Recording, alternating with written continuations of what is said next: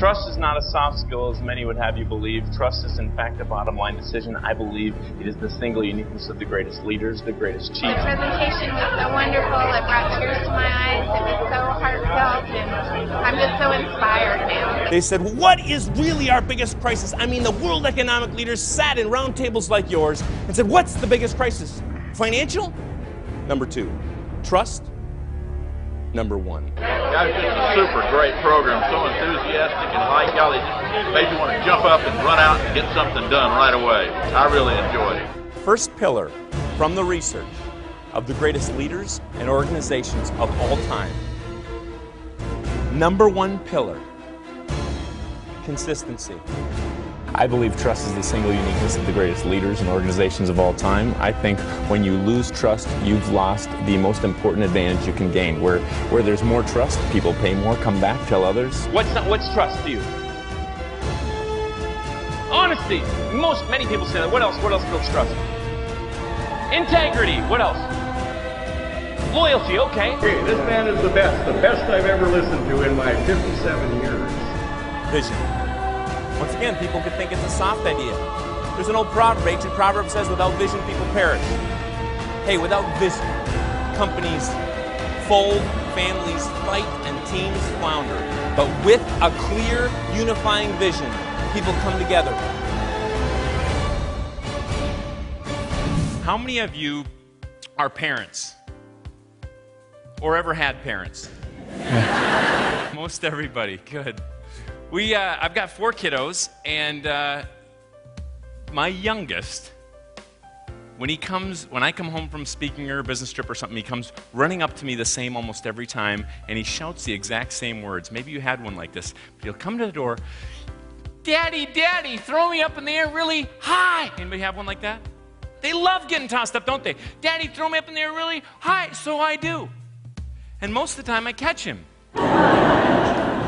Now, he trusts his daddy to catch him every time, doesn't he? One breach of trust, and he'll stop asking. There's a lot of reasons we don't trust someone. We don't trust the arrogant, do we?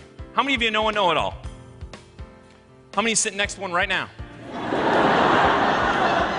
And you're both raising your hand, we got a problem.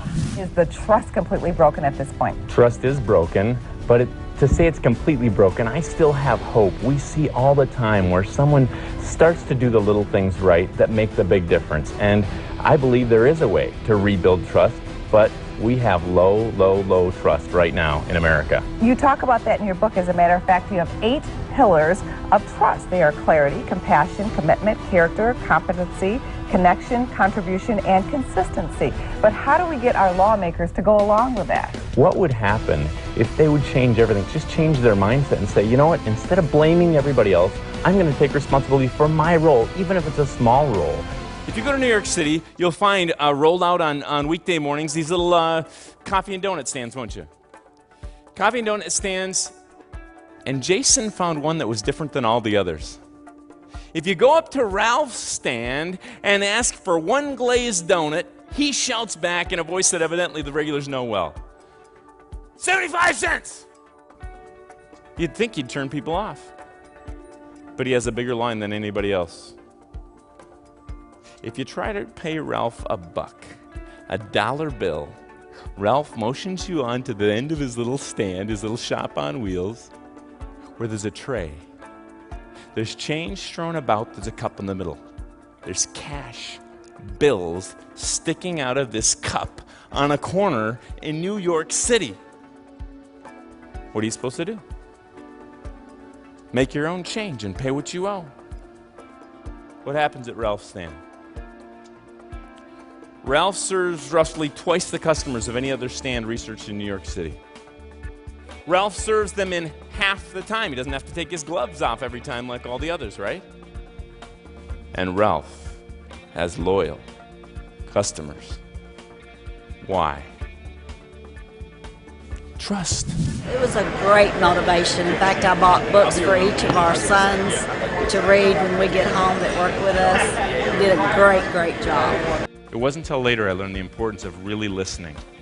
Not being ready with an answer, but really listening. I have to continue to work at it, but every bit of work I put into it changes my marriage, my friendships, and my business. It's worth it. Have any of you been to Banff? One of the most beautiful places in the world. I was asked to go up there to speak to a bunch of lawyers on trust.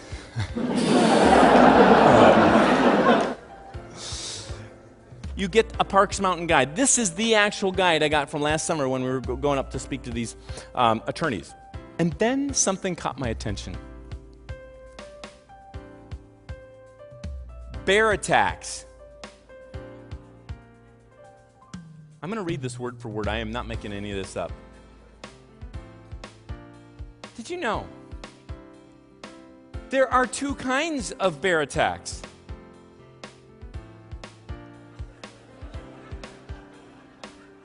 Ones that hurt and ones that don't? I'm pretty much, if it attacks me, it's attacking me.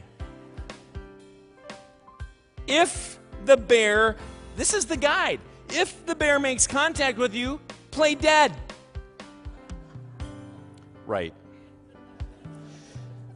Lie on your stomach with your legs apart.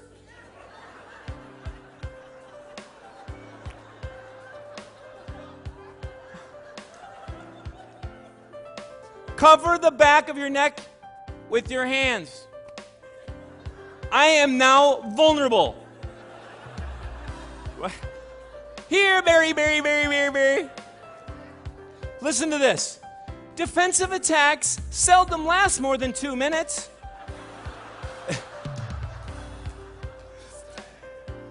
If the attack continues, it may have shifted from defensive to predatory. In that case, fight back. What are you gonna do? Ouch! I'm in 30. Ouch! I'm in 40. I'm gonna get you in 15 seconds. By then, your arm's over there with your watch on it. Final bit. Now, try to escape into a building or car. If you can't escape, no longer play dead. Now, fight back.